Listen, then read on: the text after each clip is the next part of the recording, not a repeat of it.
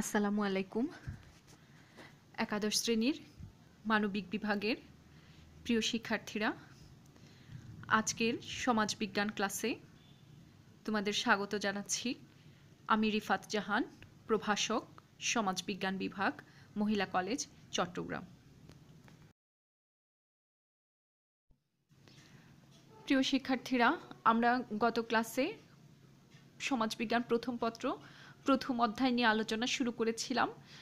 সমাজবিজ্ঞানের উৎপত্তি ও বিকাশ এই চ্যাপ্টার নিয়ে আমরা আলোচনা করেছিলাম। সেখানে আমরা সমাজবিজ্ঞানের ধারণা অর্থাৎ সমাজবিজ্ঞানের সংজ্ঞা এবং সমাজবিজ্ঞানের প্রকৃতি নিয়ে আলোচনা করেছিলাম। তারই ধারাবাহিকতায় আজকে আমরা এর পরবর্তী যে টপিকসগুলো আছে সেগুলো নিয়ে আলোচনা করব। আজকের ক্লাসের শিক্ষণফল সমাজবিজ্ঞানের পরিধি বর্ণনা করতে পারবে, সমাজবিজ্ঞান পাঠের প্রয়োজনীয়তা ব্যাখ্যা করতে পারবে এবং সমাজবিজ্ঞানের উৎপত্তির পটভূমি বর্ণনা করতে পারবে।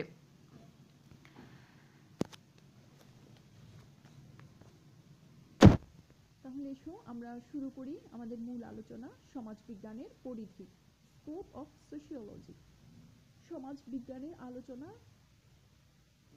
আলোচনাটা কতটা, সমাজবিজ্ঞানের আলোচনার আওতাভুক্ত বিষয়গুলো কি কি, অর্থাৎ সমাজবিজ্ঞান কোন কোন বিষয়গুলো নিয়ে আলোচনা করে। যেমন প্রথমেই আমরা বলছি যে সমাজতাত্ত্বিক মতবাদ, ঐতিহাসিক সমাজবিজ্ঞান, পরিবারের সমাজবিজ্ঞান, সামাজিক জনবিজ্ঞান, গ্রামীণ সমাজবিজ্ঞান, নগর সমাজবিজ্ঞান, ধর্মের সমাজবিজ্ঞান, শিল্প সমাজবিজ্ঞান, জেন্ডার ও উন্নয়ন, পরিবেশ সমাজবিজ্ঞান, শিল্প ও সাহিত্যের সমাজবিজ্ঞান, হ্যাঁ, এবং শাস্ত্রীয় সমাজবিজ্ঞান ইত্যাদি বিষয়গুলো নিয়ে সমাজবিজ্ঞান আলোচনা করে থাকে। এসব শাখা সমাজবিজ্ঞানের জ্ঞান ভাণ্ডারকে করেছে গতিশীল এবং যুগোপযোগী। বস্তুত ব্যক্তি বা সমাজ জীবনের যে কোনো দিকই সমাজবিজ্ঞানের পরিধিভুক্ত। তাহলে এসো আমরা যে পয়েন্টগুলো দেখিয়েছি এখানে স্লাইডে আমরা একটা একটা করে একটুখানি করে আলোচনা করার চেষ্টা করব। নাম্বার 1, সোশিওলজিক্যাল থিওরিজ বা সমাজতাত্ত্বিক মতবাদ। প্রতিটি বিজ্ঞানী বৈজ্ঞানিক পদ্ধতির মাধ্যমে প্রত্যয়, নীতি ও সাধারণীকরণের মাধ্যমে তাত্ত্বিক দৃষ্টিভঙ্গি প্রতিষ্ঠিত করে। সমাজবিজ্ঞান অপরাপর বিজ্ঞানের ন্যায় প্রত্যয়, পদ, নীতি ও সাধারণীকরণ সম্পর্কে বিচার বিশ্লেষণ করে। যেমন ডুরখেইমের আত্মহত্যা, ইবনে খালদুনের আল আসাবিয়া এবং অগাস্ট কোতের ত্রয় স্তরের সূত্র ও দৃষ্টবাদ সম্পর্কীয় মতবাদ। ঐতিহাসিক সমাজবিজ্ঞান বা হিস্টোরিক্যাল সোশিওলজি।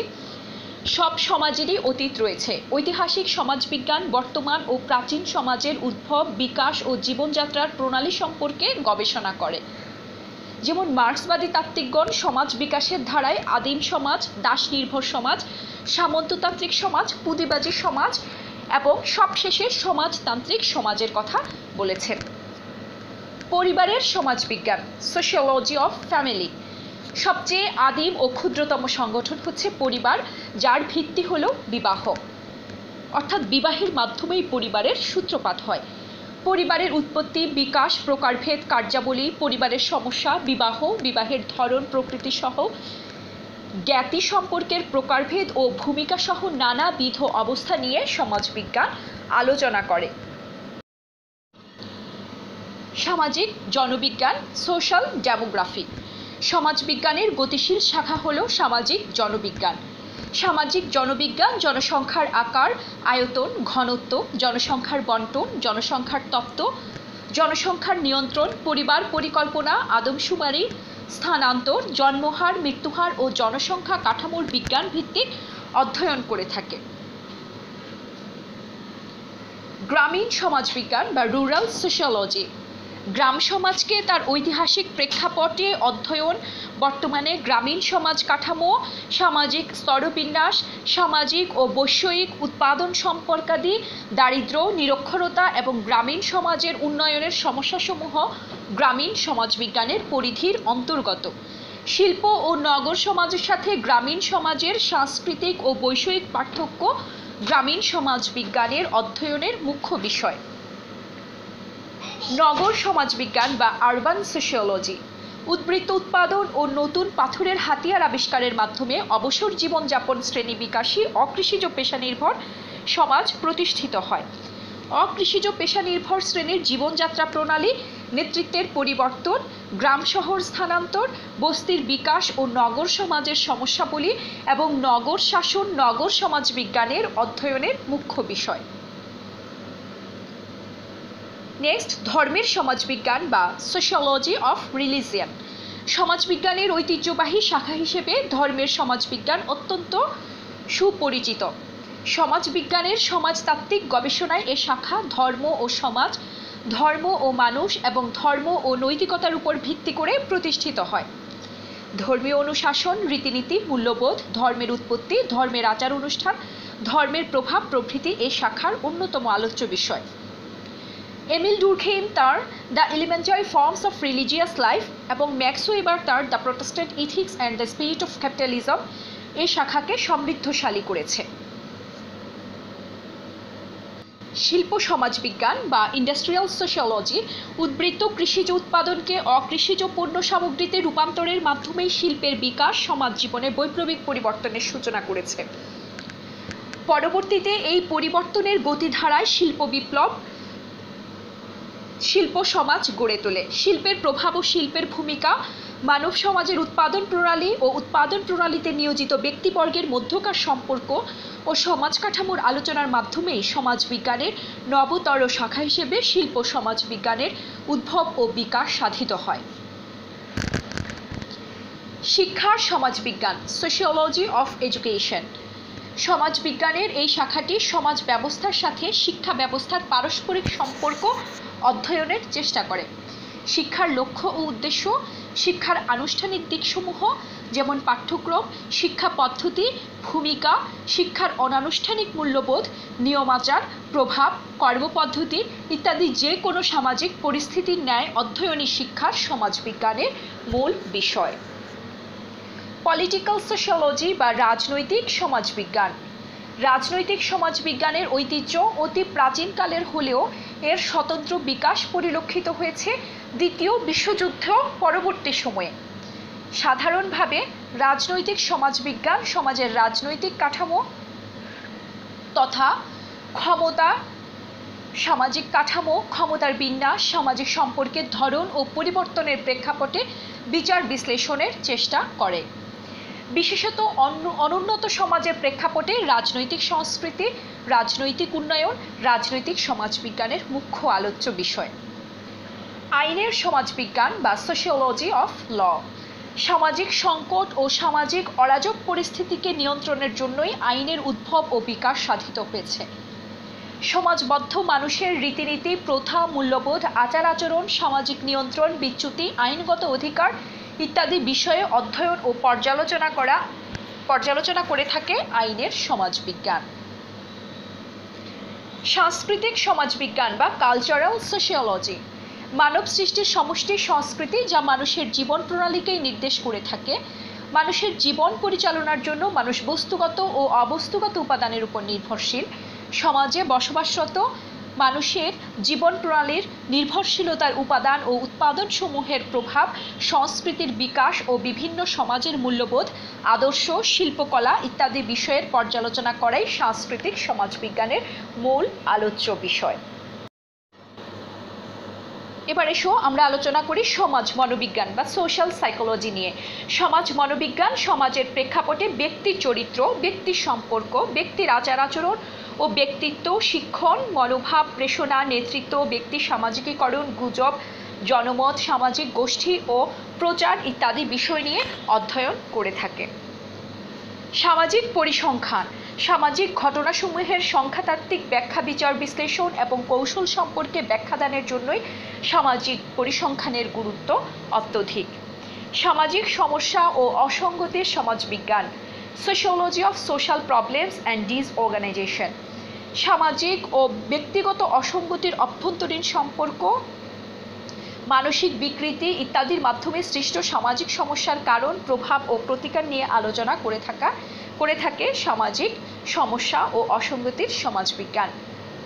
অপরাধ বিজ্ঞান বা ক্রিমিনোলজি অপরাধ, অপরাধের ধরন, প্রকৃতি, অপরাধের সাম্প্রতিক ঝোঁক বা প্রবণতা, সামাজিক অবক্ষয়মূলক পেশা, শাস্তি ও সংশোধন ইত্যাদি বিষয়ের পর্যালোচনা করাই হচ্ছে অপরাধ বিজ্ঞানের মূল লক্ষ্য।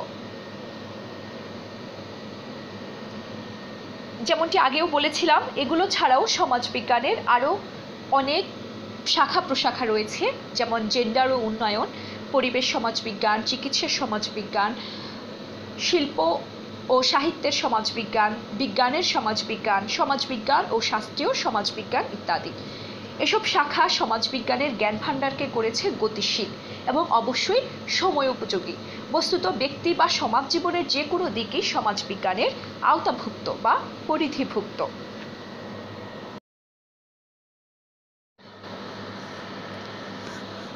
সমাজবিজ্ঞান পাঠের প্রয়োজনীয়তা, আমরা কেন সমাজবিজ্ঞান পড়ব?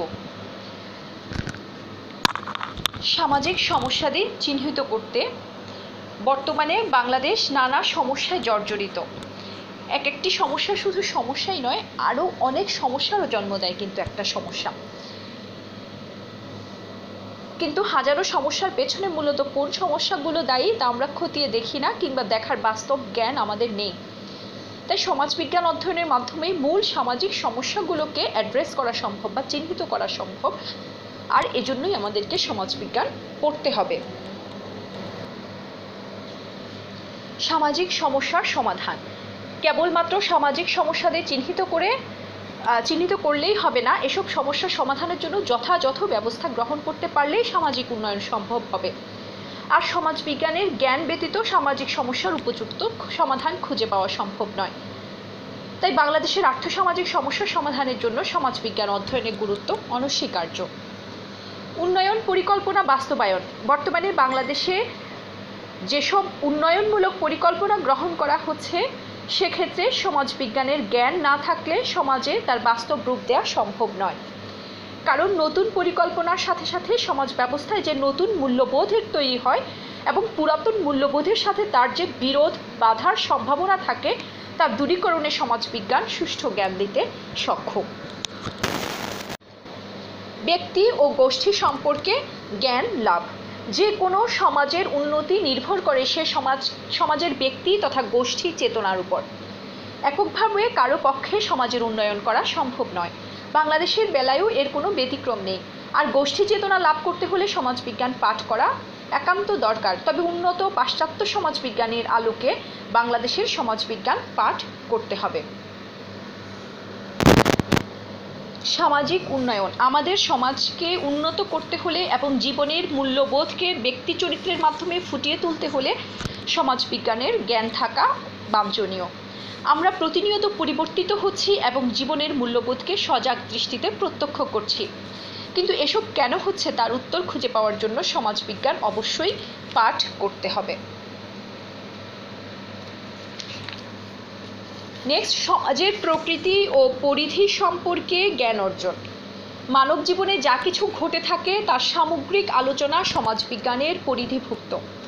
উন্নয়নশীল দেশ হিসেবে বাংলাদেশে সমাজবিজ্ঞানের প্রকৃতি এবং পরিধিটা অত্যন্ত ব্যাপক। ক্ষুদ্র পরিবার থেকে আরম্ভ করে বৃহৎ রাষ্ট্র পর্যন্ত সব কিছুই সমাজবিজ্ঞানের আওতাভুক্ত। তাই সমাজের প্রকৃতি ও পরিধি সম্পর্কে জ্ঞান লাভ করতে হলে বাংলাদেশের প্রতিটি মানুষের জন্য সমাজবিজ্ঞানের জ্ঞান থাকা একান্ত আবশ্যক।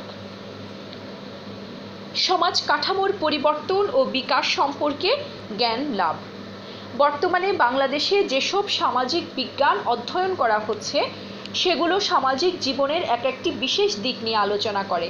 যেমন রাষ্ট্রবিজ্ঞান রাষ্ট্রের গঠন, প্রকৃতি, কাঠামো নিয়ে আলোচনা করে। আবার অর্থনীতি সমাজের অর্থনৈতিক কার্যাবলী, উৎপাদন, বন্টন ইত্যাদি নিয়ে আলোচনা করে। এভাবে সামাজিক বিজ্ঞানসমূহ সমাজ কাঠামোর পরিবর্তন ও বিকাশ সম্পর্কে জ্ঞান দান করে।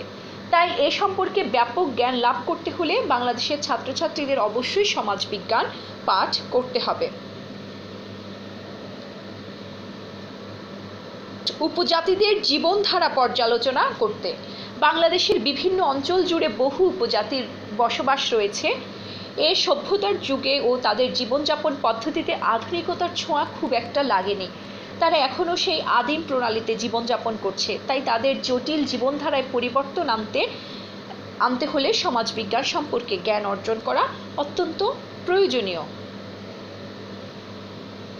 যাই হোক প্রিয় শিক্ষার্থীরা, তাহলে আমরা এতক্ষণ যেই পয়েন্টগুলো নিয়ে আলোচনা করছি তার পরিপ্রেক্ষিতে আমরা বলতে পারি বাংলাদেশ একটি গ্রাম প্রধান দেশ, কৃষি প্রধান দেশ। এদেশের বেশিরভাগ মানুষই অনুন্নত গ্রামীণ সমাজে বসবাস করে। তাছাড়া এদেশে শিক্ষার হার কম বলে উন্নত সমাজ সম্পর্কেও মানুষ সচেতন নয়। তাই আধুনিক উন্নত সমাজ কাঠামো গড়ে তুলতে হলে বাংলাদেশের সমাজবিজ্ঞান পাঠের গুরুত্ব ও প্রয়োজনীয়তা অত্যধিক। প্রিয় শিক্ষার্থীরা, এসো আমরা নেক্সট টপিকে যাই, সমাজবিজ্ঞানের উৎপত্তির পটভূমি। সমাজবিজ্ঞানের জন্ম অতি সাম্প্রতিককালে হলেও সমাজ আলোচনা অতি প্রাচীনকালের এবং দীর্ঘদিনের। বস্তুত সমাজবিজ্ঞানের জন্ম হয় পাশ্চাত্যের শিল্প বিপ্লবকালে। সমাজবিজ্ঞান একটি পূর্ণাঙ্গ এবং স্বতন্ত্র সামাজিক বিজ্ঞান হিসেবে আত্মপ্রকাশ করার পেছনে কতিপয় বুদ্ধিবৃত্তিক ধারা ও সমাজবিজ্ঞানীদের প্রত্যক্ষ ও পরোক্ষ অবদান রয়েছে। যেমন আমরা এখানে 4টি বুদ্ধিবৃত্তিক ধারার আলোচনা করব। আজকে হয়তো আমরা 4টি ধারা নিয়েই আলোচনা করতে পারবো না, সেখান থেকে আজকে আমরা 2টো ধারা নিয়ে আলোচনা করব।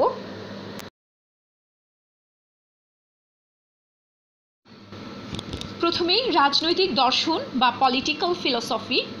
সমাজবিজ্ঞানের উদ্ভবের মূলে রাজনৈতিক দর্শন গুরুত্বপূর্ণ নিয়ামক হিসেবে ভূমিকা পালন করেছে। প্রাচীন গ্রিক নগর রাষ্ট্রের নানাবিধ বিশৃঙ্খলা ও অসঙ্গতি হতে পরিত্রাণের লক্ষ্যে থেলিস, ডেমোক্রিটাস, সক্রেটিস, প্লেটো ও অ্যারিস্টটল এর রাজনৈতিক দর্শনের সমাজতাত্ত্বিক মূল্য অনস্বীকার্য। প্লেটোর একটি বিখ্যাত বই হচ্ছে দ্য রিপাবলিক। দ্য রিপাবলিক গ্রন্থে সমাজ সম্পর্কে যুক্তি নির্ভর ও বাস্তবতা বর্জিত তত্ত্বের অবতারণা করলেও অ্যারিস্টটল তার দ্য বিখ্যাত বই দ্য পলিটিক্সে অনেকটা বাস্তব ভিত্তিক সমাজ ও রাষ্ট্রীয় কাঠামোর ব্যাখ্যা প্রদান করেছেন।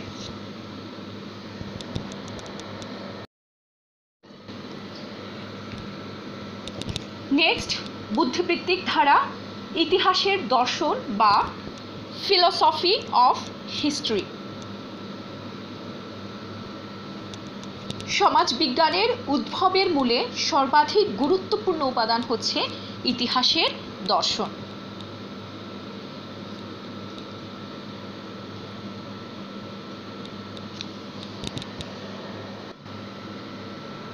চতুর্দশ শতাব্দীতে মুসলিম দার্শনিক ইবনে খালদুন ইতিহাসের গতিধারা সম্পর্কে অত্যন্ত গভীর ও বস্তুনিষ্ঠ ব্যাখ্যা দেন, যা অষ্টাদশ শতাব্দীতে সমাজবিজ্ঞানের উদ্ভবকে ত্বরান্বিত করেছিল। ইটালির চিন্তাবিদ নিকোলো ম্যাকিয়াভেলি তাঁর দ্য প্রিন্স নামক গ্রন্থে সমাজ ও মানব চরিত্রকে বাস্তবতার দৃষ্টিতে ব্যাখ্যা করেছেন। ম্যাকিয়াভেলির সমসাময়িক কালে টমাস মোর তার উটোপিয়া নামক গ্রন্থে প্রাত্যহিক জীবনের সামাজিক সমস্যার পর্যালোচনার ক্ষেত্রে বিশেষ অবদান রাখেন।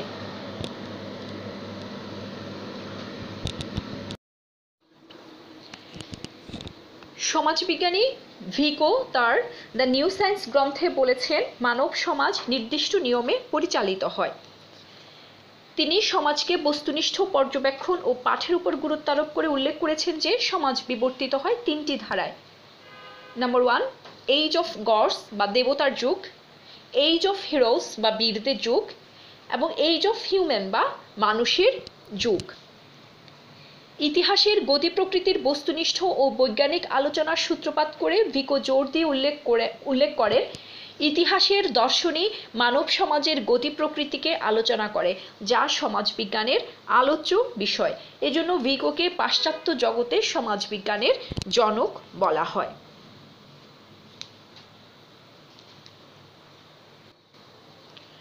ডিয়ার স্টুডেন্টস, আজকের আলোচনা আমরা এখানেই শেষ করব। যে টপিকগুলো নিয়ে আজকে আমরা আলোচনা করলাম, দয়া করে তোমরা লেকচারটি মনোযোগ দিয়ে শুনবে, প্রয়োজনে নোট ডাউন করবে। আজকে আমরা সমাজ বিজ্ঞানের যে 4টি সমাজবিজ্ঞানের উৎপত্তির পটভূমির ক্ষেত্রে যে 4টি বুদ্ধিবৃত্তিক ধারা আলোচনা করার কথা বলেছি, সেখানে আজকে আমরা 2টো ধারার হাফ নিয়ে আলোচনা করেছি। পরবর্তী ক্লাসে আমরা মন্টেস্কু, মর্গান জীববিজ্ঞানের যে বিবর্তন তত্ত্ব আছে এবং সামাজিক যে জরিপ পদ্ধতি আছে সেগুলো নিয়ে ইনশাল্লাহ আমরা আলোচনা করব। আমরা নেক্সট ক্লাসে আরও আলোচনা করব সমাজবিজ্ঞানের ক্রমবিকাশ, ডেভেলপমেন্ট অফ সোশিওলজি। আজকের সমাজবিজ্ঞানটা কিভাবে পরিবর্তিত হয়ে হয়ে আজকের এই পর্যায়ে এসেছে সেটা নিয়ে আমরা ইনশাল্লাহ নেক্সট ক্লাসে আলোচনা করব। আজকে তোমাদের এখানে আজকের যতটুকু আলোচনা করেছি সেখান থেকে একটি বাড়ির কাজ দিচ্ছি। বাংলাদেশের সমাজের প্রেক্ষাপটে সমাজবিজ্ঞান পাঠের প্রয়োজনীয়তা ব্যাখ্যা করো। হ্যাঁ, এটা নিয়ে তো আমরা শুরুর দিকে আলোচনা করেছিলাম। তোমরা এই উত্তরটা লিখে আমাকে ইনবক্স করবে। আজ এ পর্যন্তই থাকবে।